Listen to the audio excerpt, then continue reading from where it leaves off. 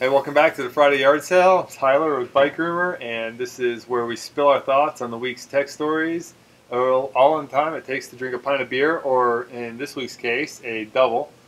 I might not drink it all, but it's raining out. I got nothing to do, man. I mean, I've seen one customer walk in while I've been here, setting up, which is, I was surprised, because it is pretty crappy outside. it's super crappy. Yeah. What are you drinking today? Just pale Dale's Pill. Just pale Again. Oh, man. I forgot what I'm getting. It's a double IPA from... It's a Hot Bullet from Sierra Nevada. Oh, yeah. It's good. Mm-hmm. Always have good beer here. You do. I feel like we need to bring more friends in to drink more so we can get newer stuff rotating faster, which... I agree with that. I mean, it's funny. Yeah. Yeah. Oh, that's another story. Yeah, let's dive into bike stuff. All right, I got my cheat sheet again. So what I thought was pretty cool coming from CES, which is going on, the Consumer Electronics Show, there's a couple little gadgets, heart rate stuff that we've posted on, but one of the most interesting ones, and I think far-reaching ones, is the Trek technology that they're working on with a tech company and now Ford as a partner that takes devices that can be on the bike and built into the car, and then also inside of a city's infrastructure like street lights or crosswalk platforms that kind of trigger the lights or signals and all that. That lets all of those things talk to one another. And there's something about cell phones being involved too. So maybe if pedestrians, it just notices that there's a cell signal. But the point is that cars will be more aware of what's going on because drivers are obviously more and more distracted these days with lots of other in-car entertainment, so to speak. And so it can actually alert the car So itself. potentially alert a driver that there's a cyclist ahead. Yeah, or even even help the car do automatic braking and stuff. I mean, cars themselves are getting more and more capable of auto driving, which I'm kind of excited about personally because then I can work more while we go to NABS together, right? Yeah, I think I'm in. Yeah, good. I think I'm in. Yeah. Filming our video. That's why you're drinking out of glass. Yeah. Okay, got you. We keep it classy for this show. Let's see, what's next? We're going to skip that one. So, kind of the big surprise that just sort of happened, and there's not answers we have for, is American Classic has kind of shut their doors, and we've reached out. I'm sure every other media outlet has reached out, and there's kind of no answers. We've texted and called, and unfortunately we're not getting a response. So, Hate to see that. What we know is they're just closing their factory and therefore the production of their products, and their distributors here and abroad still have inventory and small parts and stuff. So I imagine the service and the warranty or whatever, or if you still want to get some American Classic stuff, potentially at a pretty good deal, probably still can. But it's a shame. And you called out one of the points of it, which was due to Pressures in the industry. Pressures in the industry, which we which, all know it's I mean, that they cited that specifically was very interesting. I mean, because I feel like a game that a lot of companies play about just like, oh, we're doing great. Oh, we're all doing great. I don't know what you're talking about. Well, I don't know. A little bit of a...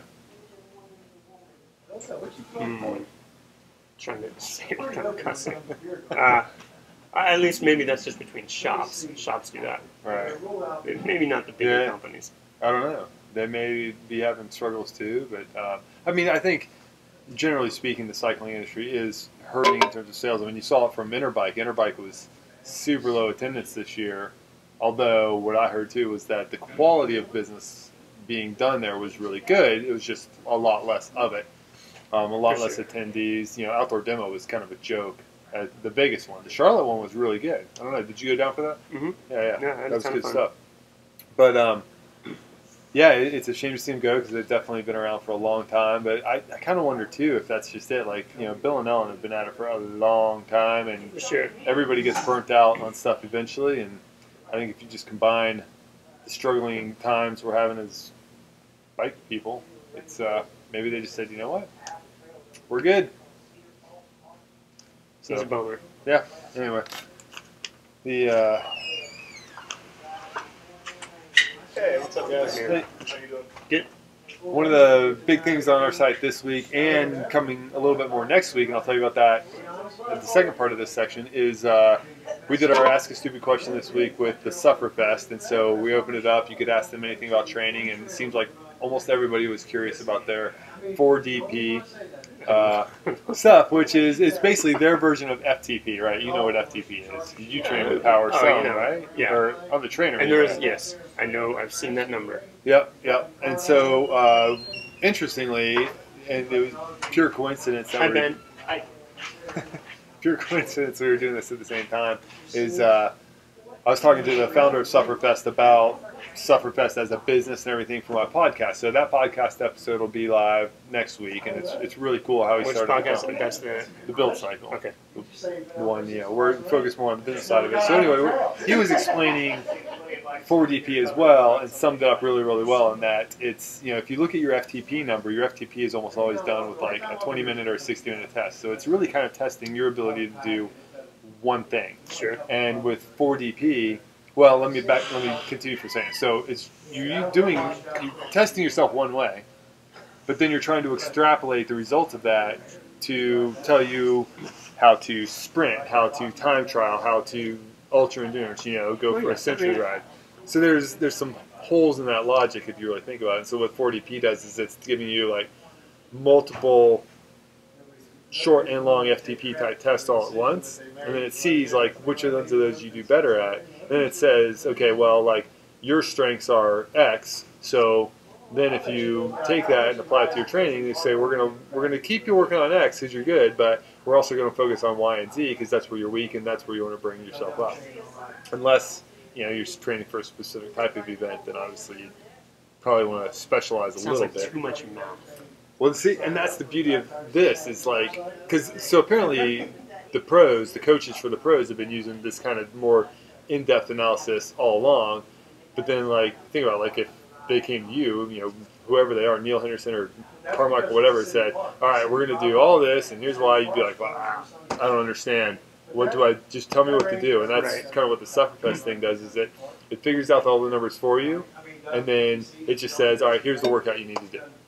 So you kind of tell it what your goals are. I'd be all right with that. Yeah, it makes. I mean, that's what I mean by the math. I mean, don't mind math. I'm just not going to do it to come up with a number to come in 9th instead of 10th. I don't even like figuring out my heart rate. I mean, I know the math for max heart rate. It's like it's supposed to be easy, 220 minus your age, and then it's a percentage of that. But I can't just remember that number. Like for me, I have to think what is 70%, and then I got to do the math. Well, Barnyard and I, when we ride together, he's consistently 10 to 20 beats above me.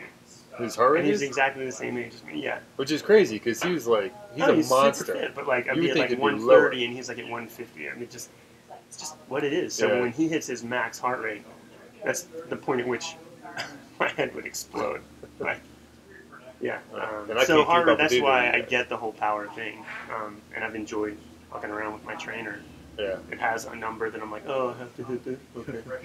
I'll tell you, I do very little official training, what you would call training, but what I like power for is, I can, this day is like vividly etched in my mind. This is like more than 10 years ago now. We're out riding with a friend, and we were like, it was like a 70-mile day. And by like 60 miles, we're spent, we're hungry, we're tired. And we turn into the final stretch to get home, and it's just this massive headwind, right? And so, like, at 12 miles an hour, I'm just like almost crying, just killing myself. I'm like, I'm stronger than this, I can go faster than 12 miles an hour, but I was probably like blown apart on power. And Right. so now with the power meter, I can look down, I might be going 4 miles an hour, but if I know I'm putting out X number of watts, I'm like, 4 miles an hour is all I'm going to do, and I'm perfectly happy with that. Because if I try and go 5, I'm going to kill myself and blow up and fall apart and sit on the side of the road and call Christy to come get it. Yeah, so that's what I like power meter, because it makes it fun. It lets you know, like, It makes it fun. well, if you're not trying to like raise that power number, my power number's been pretty solid for years.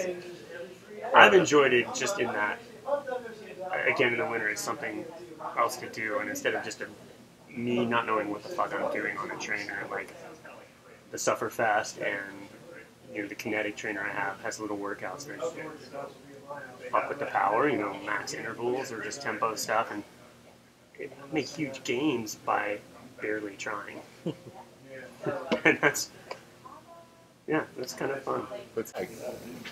Well, speaking of your making gains, you kind of need that for some of the rides that you do. And I want to talk about Grinduro in a second. Okay. But I figure since these guys sent us a whole giant box of samples, I didn't realize you took one yesterday. So if you haven't tried these Took a few. Bobos, you took a few. I thought you said to take a few. All right, fine. Took a few. Well, I didn't know if you did, so I brought you the one flavor I was probably All right. least likely to enjoy. Oh, fuck. I'm not. You know what? Lemon poppy seed? It's probably pretty good on a hot It's day. pretty good. It's just not, lemon's not my jam. No, I mean, I'll give it to the kids. The kids leave it. All right, cool. Anyway, but they've got about, I don't know, there were like 15 different flavors or something in Yeah, the they were. thing. And they're all really good. I also brought this for you. I had one for breakfast. If you like those. Protein! So, as much as I love Cliff as a company and I love most of their products, the Cliff Builders bars, all the soy protein just kind of wrecks me. So if you like those, Diarrhea? no, just like stomach cramping. Like I don't know, but their whey protein ones are awesome. Whey protein makes me almost shit myself. I It don't can know make what you a little it, gassy sometimes. It kind of depends. like back when Accelerate was real Oh big. yeah, oh yeah. If I took Accelerate, that was the like, yeah, I better bring toilet paper because I'm gonna have to. See, for me, it was what was the Hammer Nutrition one that had the soy protein? For me, I don't know, soy, Yeah. that stuff. Oh my god. And I talked to so many that's people that are another- like, take that one, you're pretty much just gonna be farting the whole ride, or worse. I just had like, I'd hear my stomach just start going. But I also was leaving out bottles at aid stations in the sun Yeah. for 6 hours until I got there. I don't think that's how you're supposed to deal with that stuff. Probably So, not. Yeah. yeah, I'm not bashing Hammer, but that didn't work. No, it didn't work for me either. I feel like we gotta talk about it. This is the most boisterous crowd you've had since you started Yeah, doing this. well, maybe that's It's good. a late lunch crowd. It's Mike's here. Yeah. Yeah, that's. So Grinduro, you finally got your ride report done. It's been what? When was that event? What month? It's in July. Fire alarm? No, it's the Avis smart lock Oh, okay. thingy. So if you need a bike alarm to annoy people, the Avis one will alert people to your bike being stolen.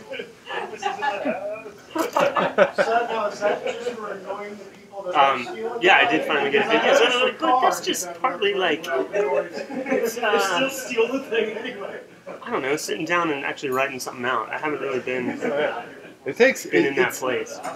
I'm the same way. We're all that same way. I was talking to Corey this morning. Like with our big reviews, we're like, oh, I got so many reviews to do. And then when you sit down and do it, it's like, oh, that wasn't so bad. Yeah, the writing doesn't take a super long time for me, although I do get a little caught up on like certain fragments of sentence or something like that I'll keep taking. The part that's hard is getting all the damn pictures in there and then resizing them and then getting you to resize them and then me being like, I don't want this picture. Just that became a little bit of a mess, but hopefully y'all enjoy the Grinduro write-up.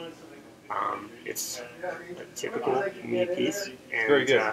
It's It's not as foul as some of the other ones. It's actually like, I don't know how to phrase this.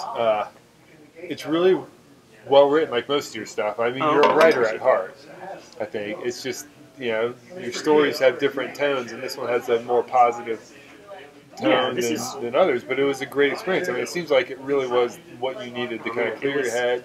It was. It was such a great race, and like, I think the big thing, and I haven't gotten to this really yet, was just, to me, it seemed like such an inaccessible race. Like getting over to Scotland just seemed,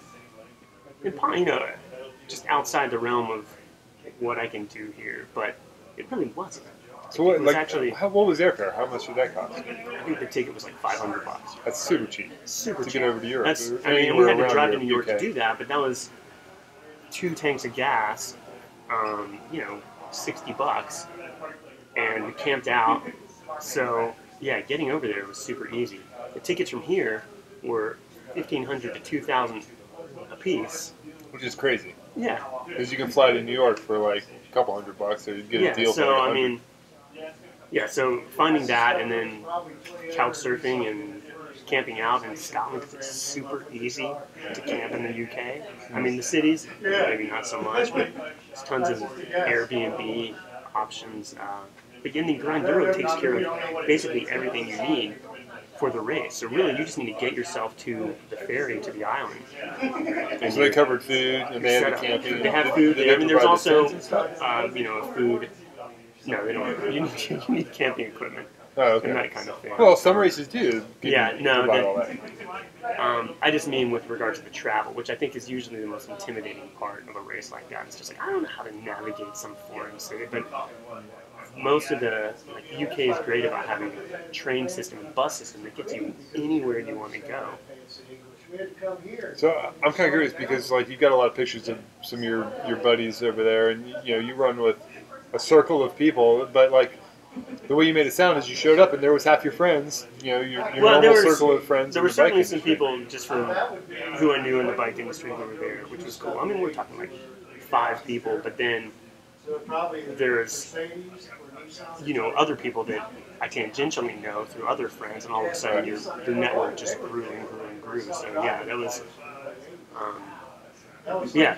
there's some people I knew there for sure, but for the most part, it was just a whole new crowd, just part of it, which was actually really cool to seeing like what the European scene is like. Was it mostly UK residents in there, or was it pulling people from the US and Europe as well? I mean, some folks from the US were there. I mean, like Kyle from Golden Saddle and Amanda from Giro and Scott from Santa Cruz, and then Scott Nickel from Ibis was there, just doing it. And then some other folks, but a lot of folks from Amsterdam, Scotland, UK,